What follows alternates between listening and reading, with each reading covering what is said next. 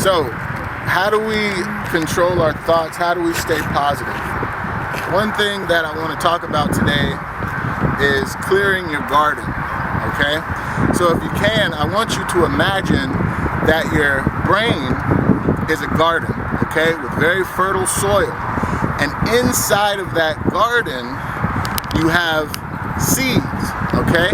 Now, depending on who you have around you, the things you listen to in life, is it social media, is it the news, even your church, depending on these situations, these weeds or plants will grow out of your garden, okay? Now, social media is a weed. The news, negative. This is a weed, okay? Gossip, all of that gossip and tea, that is a weed. And the thing about weeds is that they're hard to pull out, okay? You can, for a little bit, you can run over them with a mower, but they grow back. So what you have to do is you have to fast your thoughts. You have to fast ideas. Not your thoughts, other people's thoughts, okay? Other people's ideas and perceptions of the world, okay? And then what you do is you take your own ideas and you put them into the soil, a seed, because every idea is a seed, and then you give it sunlight, you give it water, and you give it room to grow, okay? So spend time with those thoughts, spend time with those ideas, whatever it is you want in life, okay?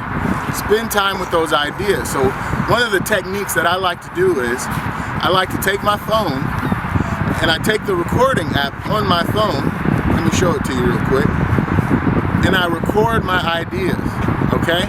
And I listen to those ideas back over every single day, at least 2 to 3 times a day. And what happens is your brain automatically starts to create more ideas off of those ideas. What happens is superconscious. It's hard to explain. It's an experience. But some people call it flow state, right? But it's a super consciousness that happens to you. So that's what I want you to do. Clear your garden, get away from all of this negative content, because you have to remember, you are the protagonist in your story, okay? Every story has a lead protagonist, and there are antagonists. Now that antagonist could be your friends, your co-workers, your neighbors, anybody. But these people are there in your life to lead you off of your story, off of your track, and to get you to do what they want you to do, whether that's for good or bad. So what you have to remember is, as the lead character in your story, you have to create the situation in the story. You have to create the ideas. And you do that by recording your ideas, recording your thoughts. So that's just a simple technique that I wanted to share with you guys today. So we'll talk more about thoughts later on. In the next episode we'll talk about thoughts, and then after that we'll talk about emotions and the power of emotions, because as important as thoughts are, they don't go anywhere without emotions. They have to be propelled. Like see this boat right here? So that boat is a thought. Your emotions are the engine shooting that boat across the water, okay? That's how emotions work, whether it's anger, whether it's sadness, whether it's happiness. But the key to that is knowing that you are not the emotion. You are not angry. You are not anger. I see a lot of people doing that right now, is when they get angry, they turn into anger. You are not anger. You're just witnessing that anger. If you get sad, don't turn into the sadness. That's called depression. You're not sadness. It's just a momentary thing. A lady, we did a heritage story, Joanne, she's 86 years old.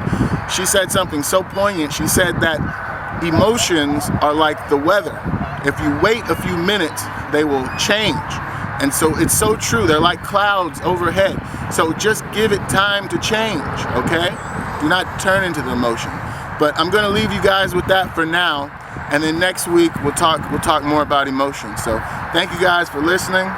Seriously, thank you for taking the time to listen, because this is now going to open up some new doors into your life, because this is about superpowers, saving people, healing people, being the conductor of our own train of thought, the masters of our emotions, and being a force of positivity. So thank you guys.